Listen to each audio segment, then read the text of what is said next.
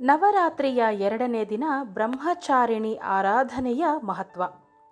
ಆಶ್ವಯುಜ ಮಾಸದ ಶುಕ್ಲ ಪಕ್ಷದ ದ್ವಿತೀಯ ತಿಥಿಯಂದು ಬ್ರಹ್ಮಚಾರಿಣಿ ಸ್ವರೂಪಳಾದ ದುರ್ಗಾ ಆರಾಧನೆ ಮಾಡಬೇಕು. ಇದು ನವರಾತ್ರಿಯ 2ನೇ ದಿನವಾಗಿದೆ.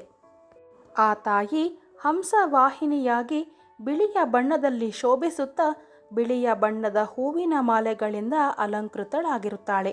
4 ತೋಳುಗಳಲ್ಲಿ ಯಜ್ಞಕ್ಕೆ ಅವಶ್ಯವಾದ ಸೃಕ್ ಹಾಗೂ ಸ್ರುವ, ಮತ್ತೊಂದರಲ್ಲಿ ಕಮಂಡಲ ಹಿಡಿದರೆ ಇನ್ನೊಂದರಲ್ಲಿ ಜಪಮಾಲೆ ಇರುತ್ತದೆ. ಆದ್ದರಿಂದ ಬ್ರಹ್ಮಚಾರಿಣಿ ಪೂಜೆಯನ್ನು ಮಾಡುವಾಗ ಬಿಳಿಯ ಬಣ್ಣದ ಹೂವುಗಳನ್ನು ಬಳಸುವುದು ಶ್ರೇಷ್ಠ.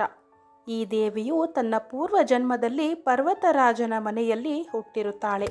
ನಾರದರು ಉಪದೇಶ ಮಾಡಿದಂತೆ ದೇವಿಯು ಶಿವನನ್ನು ಪತಿಯನ್ನಾಗಿ ಪಡೆಯುವುದಕ್ಕೆ ತಪಸ್ಸು ಮಾಡುತ್ತಾಳೆ. 1000 ವರ್ಷಗಳ ಕಾಲ ದೇವಿಯು ಹಣ್ಣು ಎಲೆಗಳನ್ನು ತಿಂದು ಜೀವಿಸುತ್ತಾಳೆ.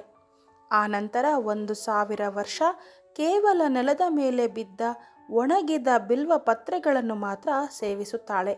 ಅದಾದ ಮೇಲೆ ಅವುಗಳನ್ನು ಸಹ ಸೇವಿಸುವುದನ್ನು ನಿಲ್ಲಿಸುತ್ತಾಳೆ. ಹೀಗೆ 1000 ವರ್ಷ ಆಹಾರವನ್ನು ಸೇವಿಸದೆ ತಪಸ್ಸು ಮಾಡಿದ ದೇವಿಯು ಎಲೆಗಳನ್ನು ಸಹ ಸೇವಿಸುವುದನ್ನು ನಿಲ್ಲಿಸಿದ್ದರಿಂದ ಆ ತಾಯಿಗೆ ಅಪರ್ಣ ಎಂಬ ಹೆಸರಿನಿಂದಲೂ ಕರೆಯಲಾಗುತ್ತದೆ. ತಾಯಿಯ ಆ ತಪಸ್ಸಿಗೆ ದೇವತೆಗಳು ಮೆಚ್ಚಿ ಆ ಸಾಕ್ಷಾತ್ ಚಂದ್ರ ಮೌಳಿಯೇ ನಿನ್ನ ಪತಿಯಾಗುತ್ತಾನೆ, ಇನ್ನು ತಪಸ್ಸನ್ನು ನಿಲ್ಲಿಸಿ ಮನೆಗೆ ಹೋಗುವಂತೆ ಹೇಳುತ್ತಾರೆ. ಅಂದಹಾಗೆ ಅಂಥ ಕಠಿಣ ತಪಸ್ಸು ಮಾಡಿದ್ದರಿಂದ ಕೃಶಕಾಯಳಾಗಿದ್ದ ತನ್ನ ಮಗಳನ್ನು ಆಕೆಯ ತಾಯಿಯಾದ ಮೇನಾದೇವಿ ಮಾ ಹೀಗೆ ಮಾಡಬೇಡ ಎಂದು ಕೇಳಿಕೊಳ್ಳುತ್ತಾರೆ.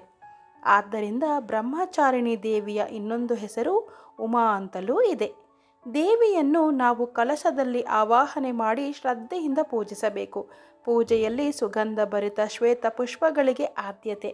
ಈ ಸ್ವರೂಪದಲ್ಲಿ ಆ ಭಗವತಿಯ ಆರಾಧನೆಯಿಂದ ಸಿಗುವ ಪ್ರಮುಖವಾದ ಫಲ ಎಂದರೆ ಅಶಕ್ತರು ಸಶಕ್ತರಾಗುತ್ತಾರೆ. ಯಾರ ಸಹಾಯವೂ ದೊರೆಯದೆ ಜೀವನದಲ್ಲಿ ಕಷ್ಟಪಡುತ್ತಾ ಇರುವವರಿಗೆ ಈ ದೇವಜಾತ ಸ್ವರೂಪಿಣಿಯ ಆರಾಧನೆಯಿಂದ ಅನಿರೀಕ್ಷಿತ ಸಹಾಯಗಳು ಲಭಿಸುತ್ತವೆ. ಇನ್ನು ಬೆಳಿಗ್ಗೆ ಪೂಜೆಯ ನಂತರ ಸಂಧ್ಯಾ ಸಮಯದಲ್ಲಿ ಮುತ್ತೈದೆಯರಿಗೆ ಅರಿಶಿನ ಕುಂಕುಮವನ್ನು ಅಥವಾ ಬಾಗಿನವನ್ನು ಕೊಡುವುದರಿಂದ ಪೂರ್ಣ ಫಲ ಸಿಗುತ್ತದೆ. ಸರ್ವಂ ಶ್ರೀಕೃಷ್ಣಾರ್ಪಣಮಸ್ತು.